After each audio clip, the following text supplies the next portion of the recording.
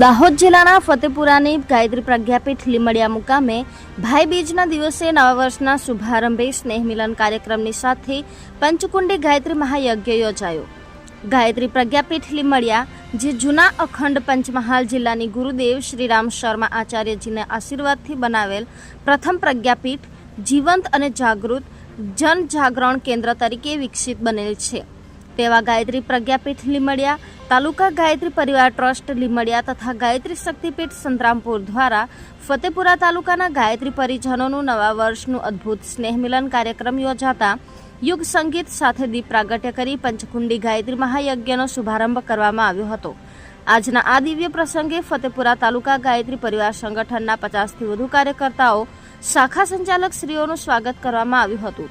તેમજ ગાયત્રી પરિવારની 25થી વધુ બહેનોનું પ્રમુખ કાર્યકર્તા તરીકે મહિલા મંડળો બનાવવા બદલ મંત્ર દુપટ્ટાથી સ્વાગત કરવામાં આવ્યું હતું।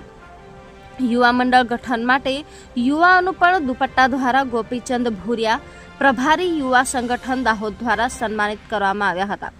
તેમજ પ્રબુદ્ધ વર્ગના 4 જેટલા નવા ડોક્ટરોનું પણ સન્માન કરવામાં આવ્યું હતું અને ગાયત્રી પરિવારના શાંતિકુંજ હરિદ્વાર ખાતે યોજાયેલ પત્રકાર શિબિરમાં ભાગ લીધેલ પત્રકાર શ્રી નીતિનભાઈ ભાભોર તથા શ્રી ગુલાબસિંહ બારિયાનું તિલક દ્વારા સ્વાગત કરવામાં આવ્યું હતું।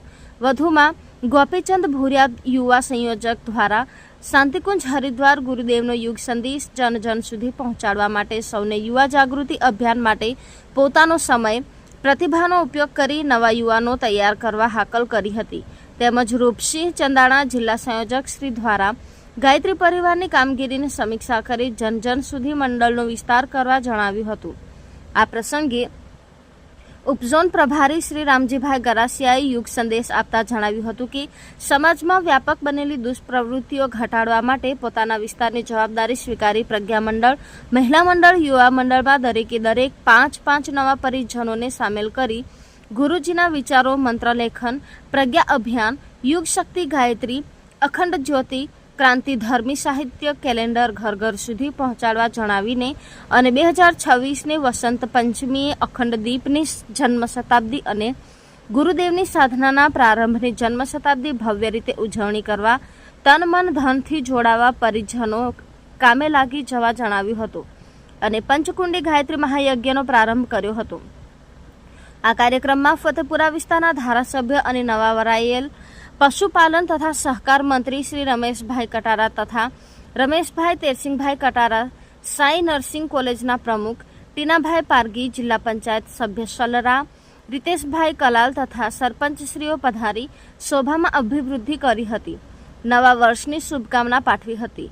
દાહોદ જિલ્લા ગાયત્રી પરિવાર સંગઠનના જિલ્લા સંયોજક શ્રી રૂપસિંહ ચંદાણા, ઉપઝોન યુવા પ્રભારી ગોપીચંદ ભૂરિયા, ગાયત્રી શક્તિપીઠ લીમડિયાથી રસુભાઈ ભાભોર, રમસુભાઈ કટારા તેમજ સંતરામપુર કડાણા, ફતેપુરા, મોરવા હડફ, સંજેલી, ઝાલોદ, લીંબડી, સુખસર વગેરે તાલુકાના વરિષ્ઠ પરિજનો પધાર્યા હતા અને પંચકુંડી ગાયત્રી મહાયજ્ઞમાં યજ્ઞ આહુતિ આપી હતી।